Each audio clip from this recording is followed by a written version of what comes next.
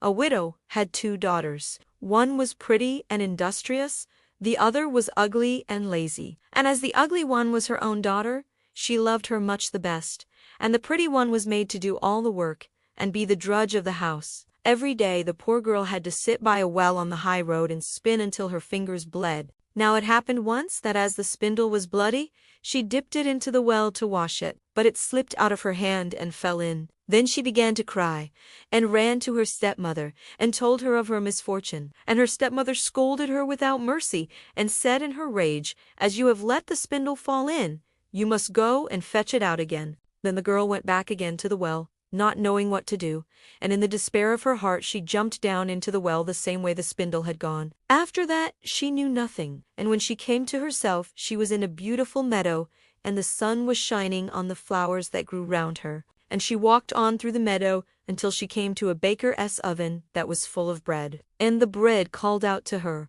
"Oh, take me out, or I shall burn. I am baked enough already." Then she drew near, and with the baker's peel she took out all the loaves one after the other. And she went farther on till she came to a tree weighed down with apples, and it called out to her, "Oh, shake me, we apples are all of us ripe." Then she shook the tree until the apples fell like rain, and she shook until there were no more to fall. And when she had gathered them together in a heap, she went on farther. At last she came to a little house, and an old woman was peeping out of it. But she had such great teeth that the girl was terrified and about to run away.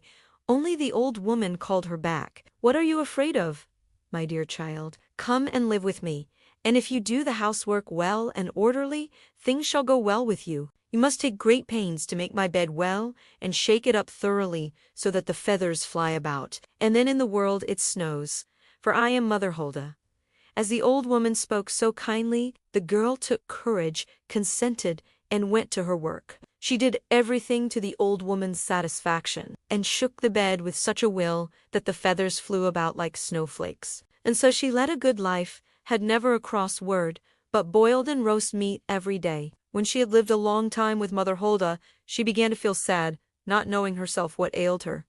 At last she began to think she must be homesick, and although she was 1,000 times better off than at home where she was, yet she had a great longing to go home. At last she said to her mistress, "I am homesick, and although I am very well off here, I cannot stay any longer. I must go back to my own home."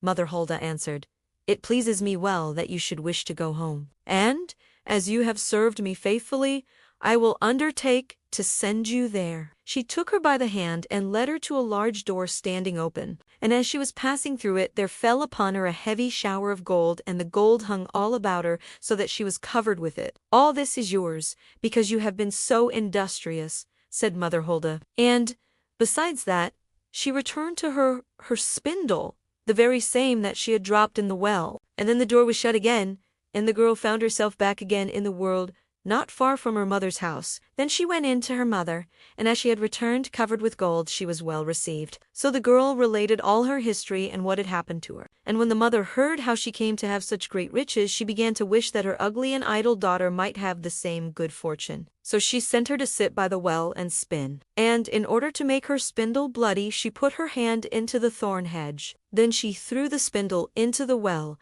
and jumped in herself. She found herself, like her sister, in the beautiful meadow, and followed the same path. And when she came to the baker's oven, the bread cried out, "Oh, take me out, or I shall burn.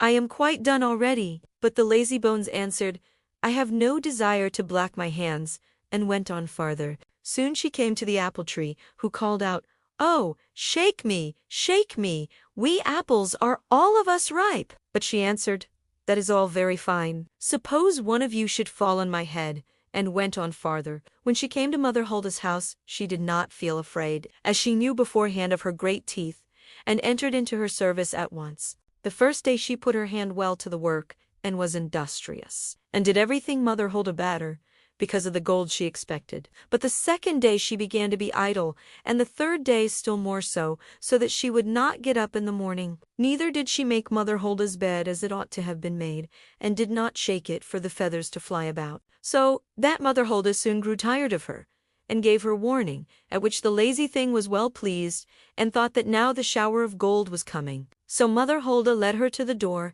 and as she stood in the doorway, instead of the shower of gold a great kettle full of pitch was emptied over her. "That is the reward for your service," said Mother Hulda, and shut the door. So the lazy girl came home all covered with pitch, and the cock on the top of the well, seeing her, cried, "Cock-a-doodle-doo! Our dirty girl has come home too." And the pitch remained sticking to her fast, and never, as long as she lived, could it be got off. If you liked this video, please make a comment and like it so we can make more videos like this.